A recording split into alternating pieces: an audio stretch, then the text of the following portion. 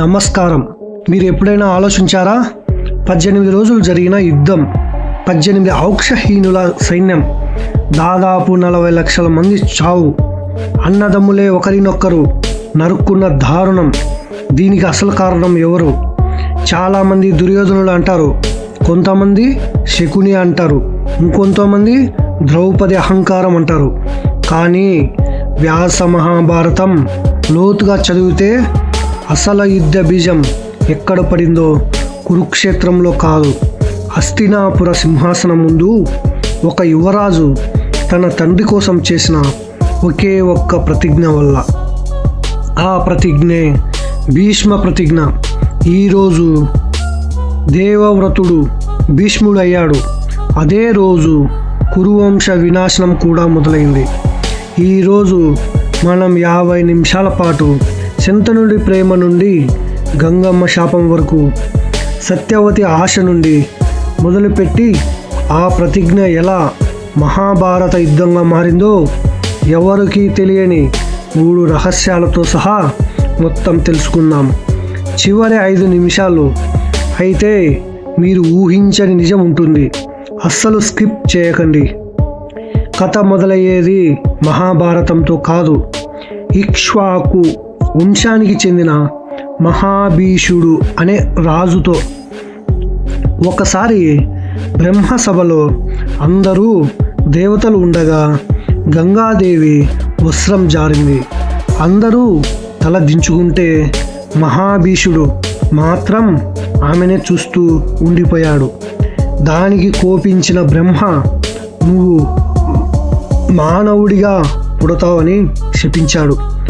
ఆయనే శంతనుడు. అలాగే 8 మంది వసువులు. వశిష్ఠ మహర్షి కామధేనువును దొంగలించబోయి వశిష్ఠుడు శాపానికి గురై మనుషులుగా పుట్టవలసి వచ్చింది.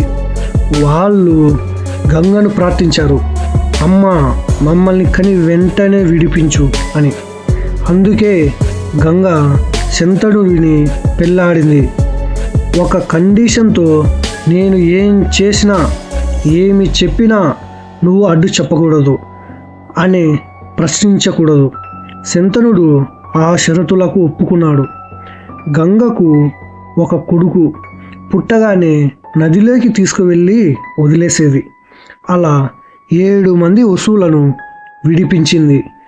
8వ వాడు పుట్టినప్పుడు శంతనుడు తట్టుకోలేక, ఆగమ్మ వాడిని వదలొద్దు అని అరిచాడు. అప్పుడు గంగ చెప్పింది, నువ్వు మాట తప్పావు, ఇక నేను ఉండను. వీడు 8వ వసువు ప్రభాసుడు. వీడి పేరు దేవవ్రతుడు. వీడిని నేను పెంచి సకల విద్యలు నేర్పి నీకు అప్పగిస్తాను అని చెప్పి వెళ్ళిపోయింది. ఆ దేవవ్రతుడే దేవతల గురువు బృహస్పతి దగ్గర శాస్త్రాలు, పరశురాముడి దగ్గర అస్త్రశస్త్రాలు, వశిష్ఠుడి దగ్గర వేదాలు నేర్చుకొని 16 ఏళ్ల వయసులోనే అజేయుడిగా తిరిగి వచ్చాడు. శంతనుడు కొడుకును చూసి మురిసిపోయి యువరాజుని చేశాడు. అంతా బాగానే ఉంది. కానీ అలా అనుకునే టైంలోనే అసలు విధి మొదలైంది. ఒకరోజు శంతనుడు యమునా నది ఒడ్డున వేటకు వెళ్ళాడు. అక్కడ గాలిలో ఒక అద్భుతమైన సువాసన వచ్చింది. అది మత్స్యగంధి. ఆ మత్స్యగంధి నుండి వచ్చే ఓ సువాసన, ఆమె పేరు సత్యవతి. సత్యవతి అసలు ఒక మత్స్యకార రాజు కూతురు. పరాశర మహర్షి వరం వల్ల ఆమె శరీర దుర్గంధం పోయి యోజన దూరం వరకు సువాసన వచ్చేలా మారింది. అందుకే ఆమె పేరు యోజన గంధి. శంతనుడు ఆమెను చూసి మోహించాడు. 60 సంవత్సరాల వయసులో ఒక యువతిపై మనసు పడ్డాడు. వెంటనే ఆమె తండ్రి దాశరాజ దగ్గరకు వెళ్ళి నీ కూతుర్ని ఇచ్చి పెళ్లి చేయమని అడిగాడు.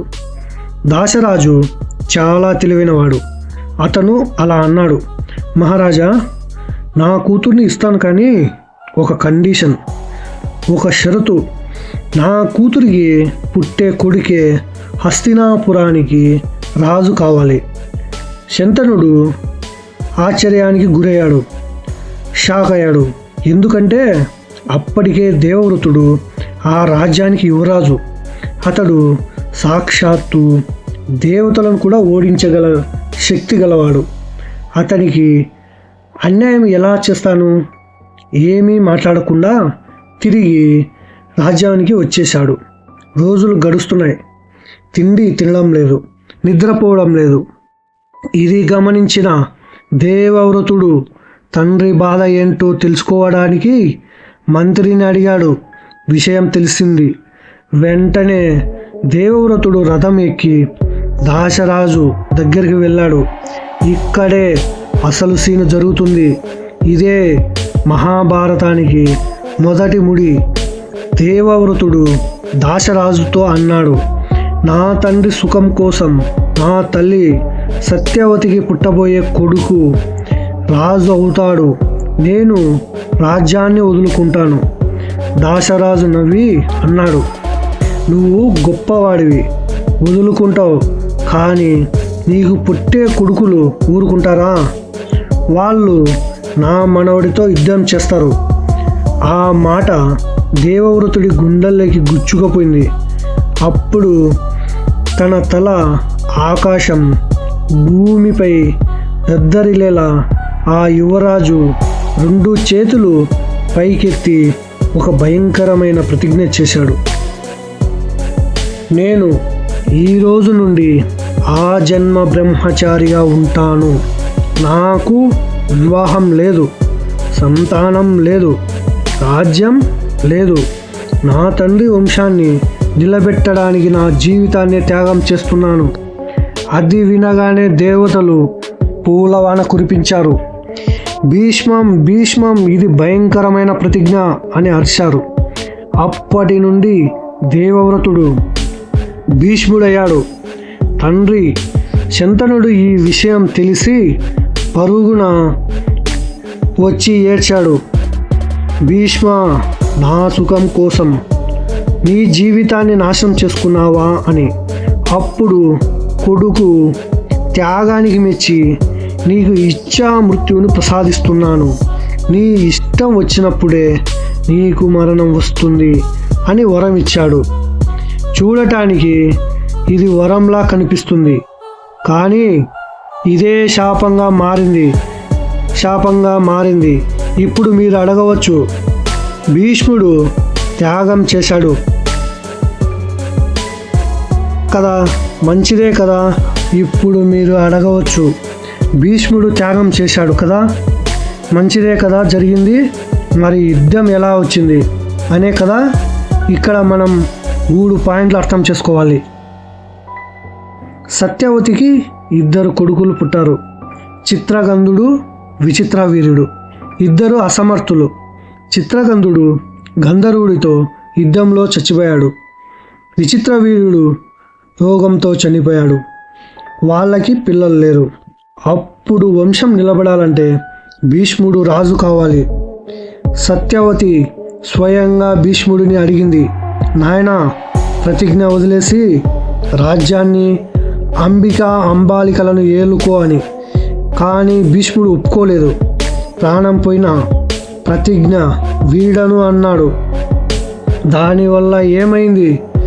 వ్యాసుడు ద్వారా నియోగ పద్ధతిలో పిల్లల్ని కనాల్సి వచ్చింది. అలా పుట్టిన వారే గుడ్డిగా పుట్టినవాడు ధృతరాష్ట్రుడు, పాలిపోయి పుట్టినవాడు పాండురాజు, విదురుడు. పుట్టుకతోనే లోపం ఉన్న రాజులు వచ్చారు. ఒక అర్హుడు భీష్ముడు రాజు అయి ఉంటే ఈ లోపం వచ్చేది కాదు. భీష్ముడు హస్తినాపుర సింహాసనానికి బానిస అయిపోయాడు. సింహాసనం మీద ఎవరున్నా వారికి రక్షకుడిగా ఉంటానని ప్రతిజ్ఞ చేశాడు. అందుకే దుర్యోధనుడు ఎన్ని పాపాలు చేసినా, ద్రౌపది వస్త్రాపహరణం జరుగుతున్నా అన్నీ తెలిసినా భీష్ముడు మౌనంగా కూర్చున్నాడు. ఆయన లేచి ఒక్క మాట అని ఉంటే ఆ సభ ఆగిపోయేది, యుద్ధమే వచ్చేది కాదు. కానీ ప్రతిజ్ఞ ఆయన నోరు నొక్కేసింది. విచిత్ర వీరుడు కోసం భీష్ముడు కాశీరాజు కూతుర్లు అంబ, అంబిక, అంబాలికలను బలవంతంగా తీసుకువచ్చాడు. అందులో అంబ నేను శాల్వుడిని ప్రేమించాను అని చెప్పింది. భీష్ముడు క్షమించి పంపాడు. కానీ శాల్వుడు నువ్వు ఇంకొకరి చేత ఎత్తుకొచ్చిన దానివి, నిన్ను నేను పెళ్ళాడను అన్నాడు. అంబ తిరిగి వచ్చి భీష్ముడిని నన్ను పెళ్ళాడమంది, నేను బ్రహ్మచారిని అన్నాడు భీష్ముడు. దిక్కులేని అంబ శివుడి కోసం ఘోర తపస్సు చేసి నా చావుకు నీ చావుకు కారణమవ్వాలి అని వరం పొందింది. ఆమెయే మరుజన్మలో శిఖండిగా పుట్టి భీష్ముడి పతనానికి కారణమైంది. ఆలోచించండి, ఆ రోజు భీష్ముడు రాజ్యం కోసం కాకుండా ధర్మం కోసం ప్రతిజ్ఞ చేసి ఉంటే అంబకు అన్యాయం జరిగేది కాదు, శిఖండి పుట్టేది కాదు. చివరికి కురుక్షేత్ర యుద్ధంలో భీష్ముడు 10 రోజులు సర్వ సైన్యాధ్యక్షుడు, రోజుకి 10,000 మందిని చంపాడు.